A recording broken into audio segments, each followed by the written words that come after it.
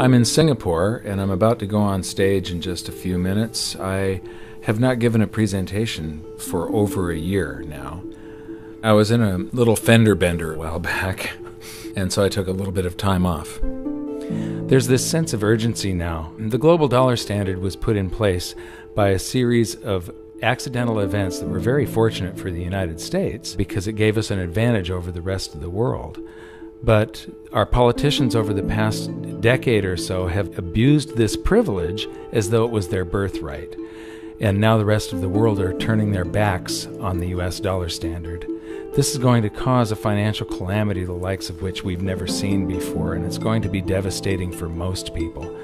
I don't want this to happen, but the damage has already been done. So I'm going around trying to alert people and show them how they can protect themselves and turn this into a great opportunity for themselves. There's always one result from what we are doing right now, expanding the currency supplies all over the planet. There's one result, and that is higher gold and silver prices. I love America, at least the America that the Founding Fathers created, and I'm hoping that people get interested in this so that they'll see that what made America great is the answer to our problems, to get back to free markets, free people, and sound money. Our own history proves that this is the road to maximum prosperity. We are entering a period of financial crisis that is the greatest the world has ever known. The wealth transfer that will take place during this decade is the greatest wealth transfer in history. Wealth is never destroyed, it is merely transferred, and that means that on the opposite side of every crisis there is an opportunity. The great news is that all you have to do to turn this crisis into your great opportunity is to educate yourself. I believe that the best investment that you can make in your lifetime is your own education. Education on the history of money, education on finance, education on how the global economy works, education on how all of these guys, the central bankers, the stock market, how they can cheat you, how they can scam you. If you learn what is going on and how the financial world works, you can put yourself on the correct side of this wealth transfer. Winston Churchill once said that the further you look into the past, the further that you can see into the future. This program is all about creating your own crystal ball, being able to gaze into the future, being able to change this crisis, the greatest crisis in the history of mankind, into your great opportunity. Donald Trump says gold is better than cold, hard cash. Donald Trump is renting out the 50th floor of 40 Wall Street for 10 years to APMEX, American Precious Metals Exchange, and accepting 3 32-ounce gold bars as a security deposit. Well, sadly, we all know what's happening to the dollar. The dollar is going down, and it's not a pretty picture, and it's not being sustained by proper policy and proper thinking. This was an opportunity, and maybe an opportunity to show people what's happening with the dollar so that we can do something about it. Mr. Trump is also ready to keep doing business in gold. I never thought this would happen. This is the first time it's actually happened, and maybe it's going to set a trend. A trend that would turn gold from just a safe haven investment and into a viable business alternative to the U.S. dollar. Gold as currency could be making a comeback. Just this afternoon, the Utah House took the first step, passing a bill to recognize gold and silver, there it is, silver, as legal tender.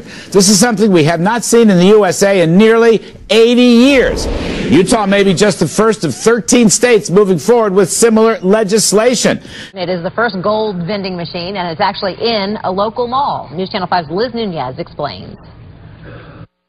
Got any spare change, like maybe a few $100s worth? How about a gold bar from a vending machine? I think it's great. I'm trying to push her into letting me buy one for somebody. Milton and Florence Schneider are the first people in the entire country to get their hands on the gold. Who do you want me to give it to you? The gold-to-go vending machines are already a hit in Europe, but this one in the Town Center Mall in Boca Raton is the only one in the U.S. We've seen the commotion, we're like, what's going on here, what is this? And then they unveiled it, it's a gold ATM machine, but I never knew that they could make it into an ATM. You know, where you can get it so conveniently. We have made this machine especially for shopping small Gold gifts. I think the best gift. They put it away and it'll mature later on. Right now, the machine only takes cash, but they're working on making it credit card friendly as well. The company hopes to have at least 30 of these gold vending machines up around the U.S. by next year. In Boca Raton, Liz Nunez, WPTV News Channel 5. Anthony, what is going on? Yeah, Scott, it was the Dow's worst day since February. The market's been whipsawed all week, trying to figure out just where the global economy is. It rallied 275 points yesterday when the Federal Reserve minutes showed the Fed intends to keep interest rates low. But it lost all of that and more today on worries about slowing growth in Europe, where some analysts now fear the possibility, Scott, of a double-dip recession. And as we were watching the Dow bounce around, came the news today that China has surpassed the United States as the largest economy in the world. Waldorf Astoria Hotel on Park Avenue is where President Obama stays when visiting New York. In 1974, when China's future premier Deng Xiaoping first visited the U.S., he stayed at the Waldorf. Now, a firm led by Deng's grandson-in-law is buying the Waldorf. In the largest deal ever by a Chinese investor for an American building, Anbang Insurance will pay almost $2 billion to buy the hotel from Hilton. The Zimbabwean dollar is now worthless. Here in my village, the people are trading in gold, pumped from the river.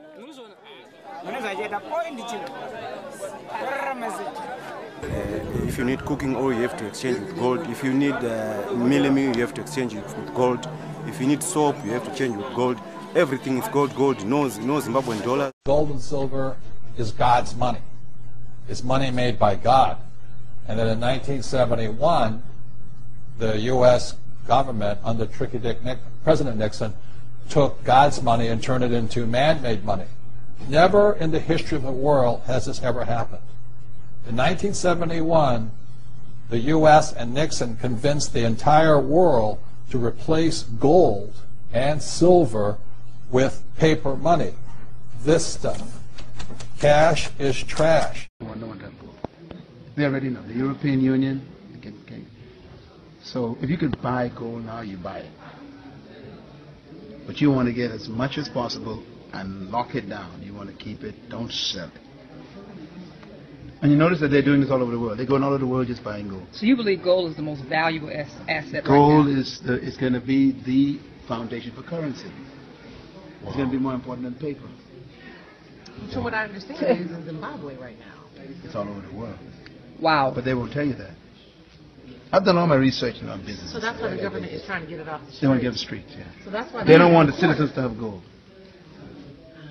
They don't want citizens to have it? They would give you anything for your gold right now. You could deal. Just giving it away. People just giving it away. In the Bahamas, I told them on the radio the other day, you know, they got the same thing. They buy it from all the islands. Every island you go and try to get it to gold. They want all the gold to be in Fort Knox. All. They don't want no gold on the streets. So let me ask you this, on the gold mine, the investment that you made, because Dr. Jewell also makes investments with windmills and different things like that. And so I'm becoming more educated